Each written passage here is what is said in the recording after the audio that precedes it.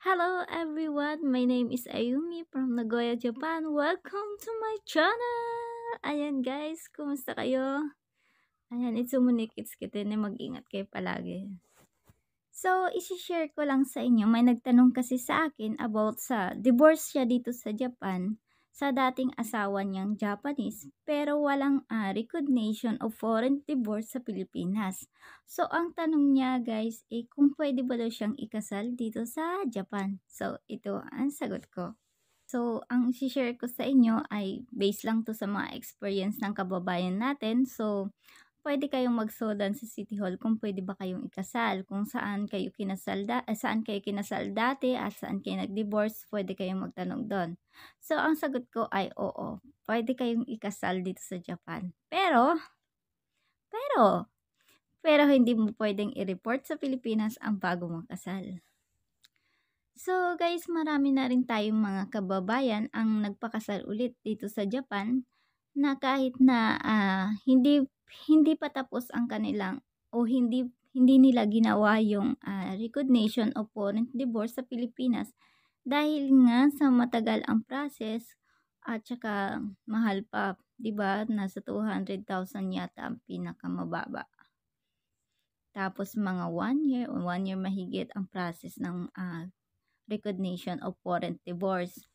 So, ginagawa lang to siya sa mga asawa mo dati ay Japanese, tapos magpapakasal ka ulit sa isang Japanese. Hindi siya pwede sa mga same kayo Pilipino, hindi pwede itong kailangan mo talaga. Pag same kayo Pilipino, magpapakasal ka sa Pilipino, kailangan mo talagang kunin yung recognition of foreign divorce mo. Tapos pagka magpakasal kayo sa asawa niyo Japanese, punta lang kayo sa City Hall, hingi kayo ng mga requirements kung anong kailangan niyo kuhanin. So, bibigyan kayo ng ganito. Ayan. So, ang sa Pilipino naman ay kailangan mo daw kumuha ng advisory on married form number 5. Nakukuha yan siya doon sa Philippine Embassy. Tapos, yung birth certificate mo, PSE birth certificate dapat daw naka-apostil.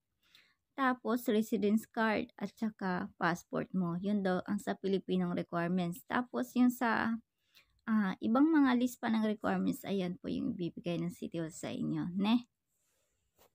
So, ayun guys, pwede kayo magpakasal sa boyfriend mo ngayong Japanese basta ang asawa mo dati ay Japanese. So, ang problema lang yan guys, hindi mo pwedeng gamitin yung dating yung bago mong apelyido ngayon. So, ang problema niyan soon ay kunyari magkakaanak ka, tapos yung apelyido ng anak mo sa bago mong asawa, tapos ikaw iba yung apelyido, parang pag nagpa-process kayo ng papel, parang ganun maraming tanong.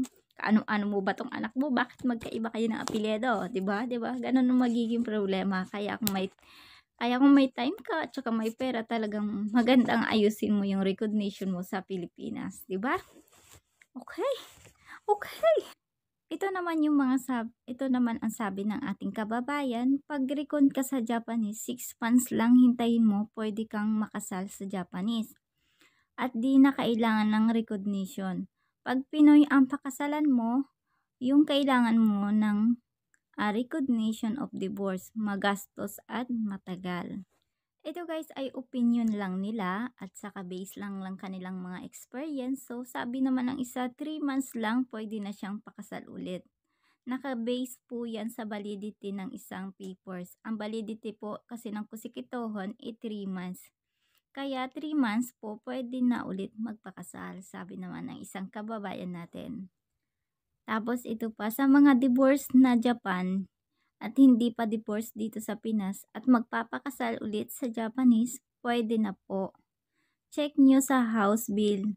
Ang hihingin lang po ay yung judicial degree na galing sa City Hall na pinag-applyan nyo ng divorce sa Japan at ipapa-apostil nyo po sa Japan at i-report ang divorce sa embassy ng Japan po. At pagdating ng papers nyo sa Pinas, dalhin nyo po sa embassy ng Japan at DFE. Pero Ako po ay nakasal sa Japan na Kisoki. Birth certificate at adventure of marriage lang po ang diretso po sa City Hall. Hindi ko lang po alam kung pwede dito sa Pinas. More information lang, walang divorce sa Pilipinas. Sinasabi na ang divorce sa ibang bansa ay walang visa, epekto para ikaw ay mabigyan ng karapatan para makapag-asawa muli. Upang makasal ayon sa ating batas ay kinakailangang mag-apila sa korte ng Pilipinas at ang korte lamang ang may kakayahang makapagpabago ng iyong civil status para ikaw ay makapagpapakasal muli. So guys, kung divorce ka dito sa Japan at natatakot kang pauwiin dahil alam mo naman pagka nag-divorce kayo dito mawawalan ng visa ang hawak nyo ngayong visa. So kung kayo ay 3 taon na nagsama ng dati mong asawa, so ay i-recommend ko sa yung i-message mo si Mag-usap Tayo, Ma'am Vicky Usawa sa Facebook, baka matulungan ka niya para mapalitan ang status of residence mo dito sa Japan So, kung gusto niyo namang maayos ang inyong recognition sa Pilipinas, pwede din kayong i-recommend ni Mag-usap Tayo, Ma'am Vicky Usawa na magaling na lawyer. Kaya mag-message kayo sa kanya sa Facebook, mabait po yun.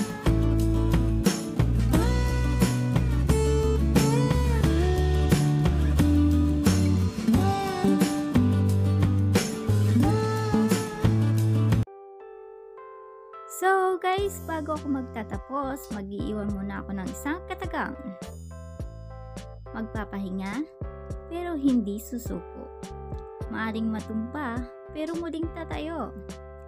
Manghihina, pero muling magpapalakas. Hindi hinto, sa halip magpapatuloy. Hindi aatras, kundi haharapin ang anumang hamon sa buhay, basta kasama si Lord. Ayun guys, patuloy ang buhay. Tuloy lang. So, maganda talaga na pumunta kayo sa City Hall para mabigyan kayo ng mga list ng requirements tulad nito. Ayan.